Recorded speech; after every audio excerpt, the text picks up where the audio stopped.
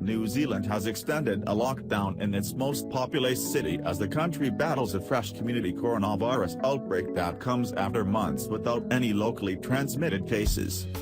Only 5 days ago, New Zealand was marking an enviable milestone, 100 days without any community transmission.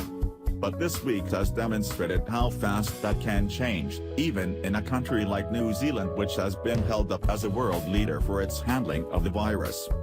On Friday, Prime Minister Jacinda Ardern announced that Auckland, the city of around 1.5 million people at the center of the new outbreak, will remain under a Level 3 lockdown for another 12 days, while the rest of the country stays under Level 2 restrictions, meaning gatherings are limited to no more than 100 people. The rules extend restrictions that came into effect earlier this week. Under Level 3 restrictions, people will be told to stay home aside for essential personal movement, schools will operate at limited capacity, and public venues such as museums, playgrounds and gyms will remain shut. The fresh outbreak is a blow for New Zealand. The country already spent 5 weeks under one of the world's strictest lockdowns, which closed most businesses and schools, and saw people stay at home.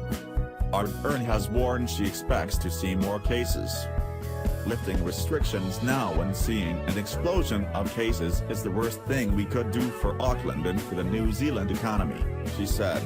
We have got rid of COVID before, we can do all of that again.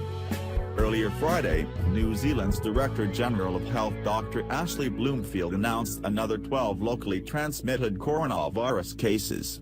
There are now 49 active cases in New Zealand to 29 of which are linked to the recent outbreak. The cases are all in Auckland apart from 2 in Tokoroa, a town of 24,000 about 200 kilometers, 124 miles, south of the city.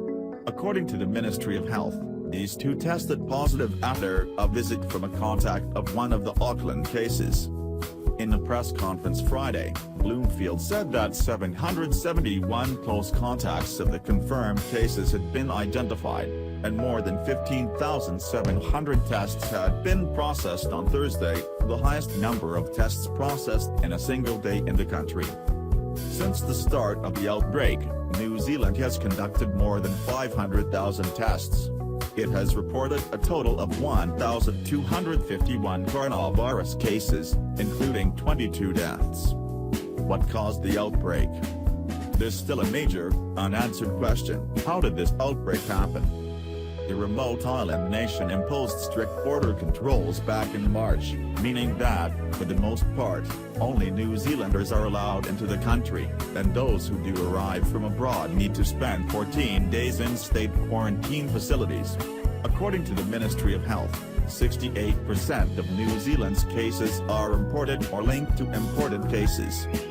One possible cause of this latest outbreak is that coronavirus somehow got out of New Zealand's state quarantine facilities. That's what Deputy Prime Minister Winston Peters told Australian national broadcaster ABC, saying, "I think there has been a breach in our quarantine system." There have been breaches in New Zealand before. In July, a man cut through a fence at a managed isolation facility to visit a liquor store, and another man who later tested positive for coronavirus broke out of a facility and visited a supermarket. Quarantine facility breaches were linked to an outbreak in the Australian state of Victoria, which is currently under lockdown. So far, authorities haven't found a match between the genome involved in this latest outbreak and any cases in managed isolation facilities. Bloomfield said the new cases most closely resemble the genome patterns from the United Kingdom and Australia.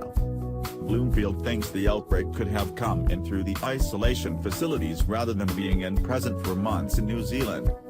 "I think there's very good evidence to suggest that it hasn't been lurking in the community," he said. Ardern said Friday that the strain in the new outbreak is not the same as one that previously existed in New Zealand. Authorities are also testing samples from surfaces at Americold, an American temperature-controlled warehouse company where one of the original 4 to test positive worked. A number of cases have been linked to the company.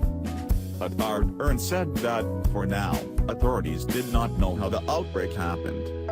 "We do not necessarily need to answer that question to deal with this cluster effectively," she said. How New Zealand compares.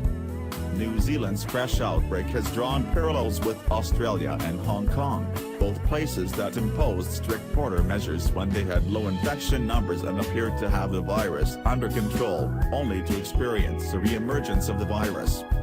In the Australian state of Victoria, a lockdown has been imposed and a curfew put in place in Melbourne.